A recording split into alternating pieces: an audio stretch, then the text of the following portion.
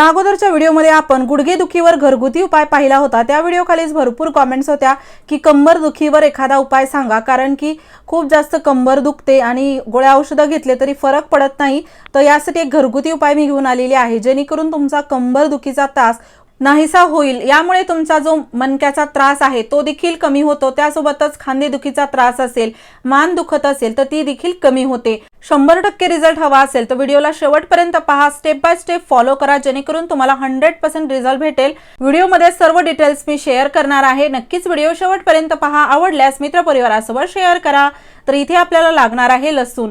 अगदी प्रत्येकाच्याच घरामध्ये असणारी वस्तू आहे आणि विशेष म्हणजे हा उपाय करत असताना कोणतंही नुकसान आपल्याला होत नाही। अगदी घरगुती उपाय आहे आणि एकही रुपया खर्च आपला होणार नाही।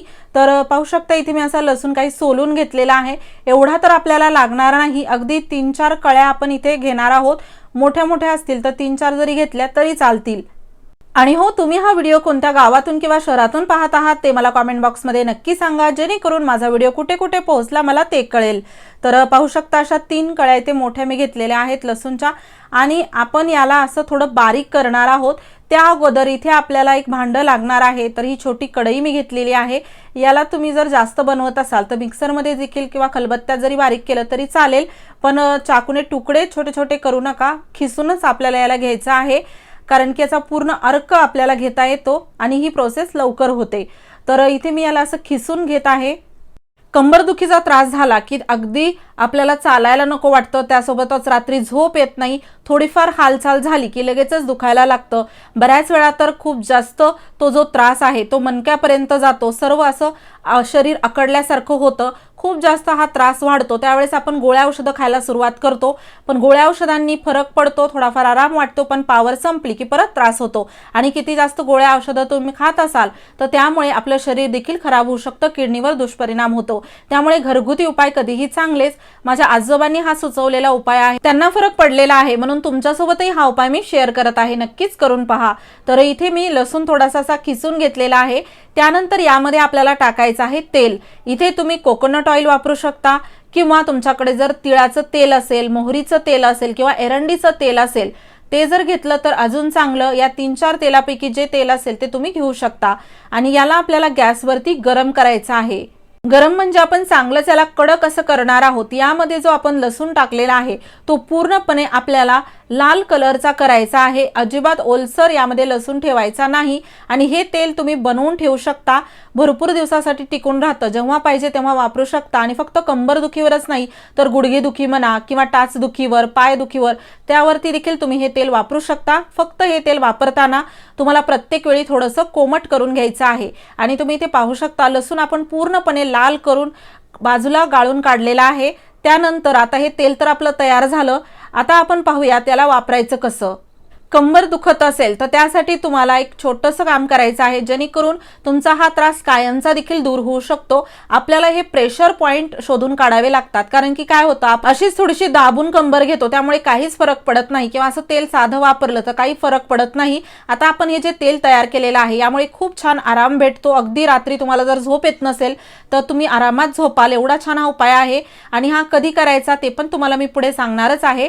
तर जेवढं सहन होईल तेवढं तेल गरम वापरा, म्हणजे कोमट मी केलेला आहे। आणि याला लावायची पद्धत अशी की इथे असा सुरुवातीला तेल लावून घ्या, आणि जिथे तुम्हाला दुखत आहे जसं की गुडघ्यावरती, पायांवरती किंवा कमरेवरती आणि खांद्यावरती जिथे त्रास आहे त्या ठिकाणी असं तेल लावा। सर्कल मोशन मध्ये सुरुवातीला लावायचं आहे आणि त्यानंतर अंगठ्याने आपण याला असं थोडंसं दाबून चोळणार आहोत। आता इथे आपल्याला जास्त असं दाबायचं नाही, म्हणजे प्रेशर द्यायचं नाही, अगदी हळूहळू आपण हे प्रेशर देऊन थोडंसं चोळून घेणार आहोत।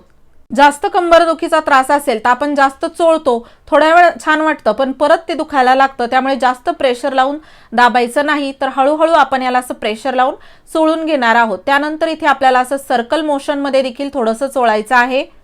आता खांदेदुखीचा त्रास असेल तर सेम आपल्याला हीच प्रोसेस करायची आहे। यामुळे काय होतं, आपल्या ज्या नसा असतात अकडलेल्या त्या पूर्णपणे अशा मोकळ्या होतात, छान आराम वाटतो, रिलॅक्स फील होतं, त्यासोबतच ब्लड सर्क्युलेशन व्यवस्थित होतं। आता आपल्या हातांची जी पोझिशन आहे ती आपल्याला अशी ठेवायची आहे आणि त्याने आपण असं चोळून घेणार आहोत. जो भाग दुखत आहे त्यावरती तुम्हाला असं चोळून घ्यायचं आहे. त्यानंतर कमरेसाठी जे आपल्या घरातलं लाटणं असतं ते देखील खूप जास्त फायदेशीर ठरू शकतं. आता इथे आपण तेल लावून सुरुवातीला चोळलं, स्टेप बाय स्टेप फॉलो करा. आता वापरात नसलेलं लाटणं मी घेतलेलं आहे. लाटण्याने आपण आपल्या पाठीवरती, कमरेवरती अशा प्रकारे याला फिरवून घ्यायचं आहे. आणि तुमचा जर मानेचा जरी त्रास असेल, दुखत असेल, खांदा दुखत असेल, तर त्यासाठी देखील लाटणं खूप जास्त फायदेशीर ठरतं. अगोदरच्या काळामध्ये लाटण्याचा उपयोग करून खूप जास्त असे त्रास दूर केले जायचे आणि आपण अगदी जुनी पद्धतच वापरत आहोत. यात नवीन काही नाही, पण आपण हे विसरतो आणि गोळ्या औषधं घेतो. पण नक्कीच जुनं ते सोनं म्हणतात ते खरंच आहे. एकदा करून पहा, तुम्हाला खूप छान आराम भेटेल. आता लाटण्याने असं थोडं चोळून घ्या. त्यानंतर आपल्याला एक लागणार आहे कपडा. इथे आपल्याला कपडा थोडासा असा जाडसर घ्यायचा आहे आणि इथे याला मी असं घडी करून घेत आहे. थोडा छोटा जर कपडा असेल तर तो तुम्ही घेऊ शकता आणि याला आपण थोडंसं वेगळ्या पद्धतीने वापरणार आहोत. आणि ते असं की गॅसवरती मी तवा गरम करण्यासाठी ठेवलेला आहे आणि तवा गरम छान झाला की गॅस बंद करून घ्या. आता हा जो कपडा आहे तो आपल्याला गरम तव्यावरती गरम करून घ्यायचा आहे. अजिबात गॅस ऑन ठेवू नका याला गरम करताना, किंवा तवा जास्त गरम करू नका, त्यामुळे कपडा जळू शकतो.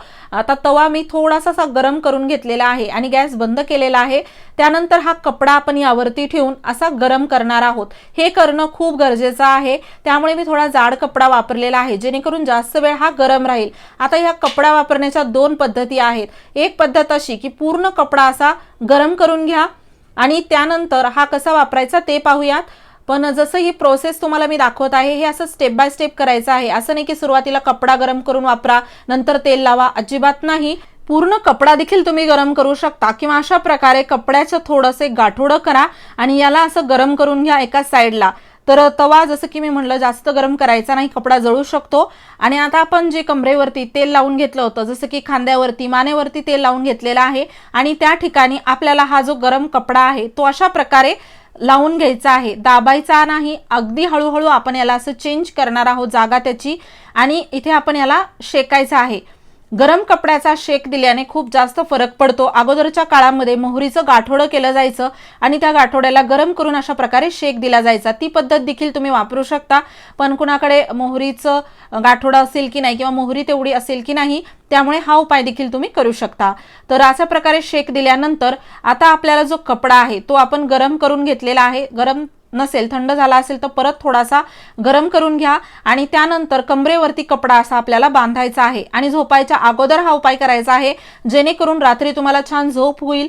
त्यासोबतच रात्री खूप छान आराम वाटेल आणि बॉडी देखील रिलॅक्स होते, तर अजून जास्त फरक पडतो. आणि हो व्हिडिओ थोडासा जरी युजफुल वाटला असेल तर व्हिडिओला लाईक करा, शेअर करा. चॅनलवरती नवीन असाल सबस्क्राईब करायला विसरू नका. असेच नवनवीन व्हिडिओज मी तुमच्यासाठी घेऊन येत राहते. पूर्ण व्हिडिओ पाहिल्याबद्दल मनापासून धन्यवाद. चला तर मग परत भेटूया. नेक्स्ट व्हिडिओ कोणत्या टॉपिकवर हवा आहे कॉमेंट बॉक्समध्ये नक्की सांगा.